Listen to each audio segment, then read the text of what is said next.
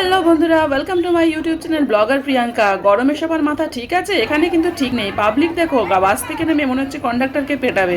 আর ট্রেনের ভিড় দেখেছো তো?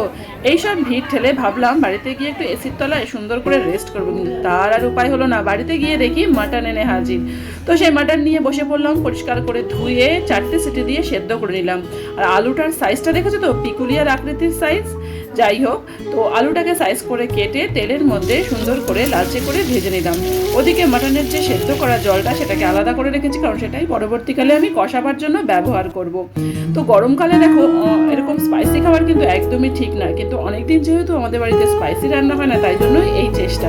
তো এদিকে দেখো, গরম তেলের আমি দিয়ে দিলাম ফোড়ন হিসাবে গরম মশলা, তেজপাতা আর অল্প একটু চিনি দিয়ে দিলাম কালার হওয়ার জন্য।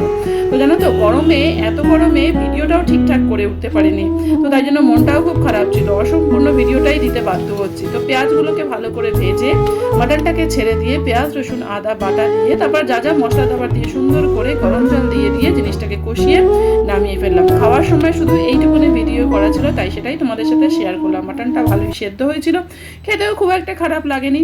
তো বন্ধুরা, তোমরা আমার সঙ্গে থেকো, আমার নিত্য নতুন লাইফস্টাইল তোমাদের সাথে শেয়ার করবো।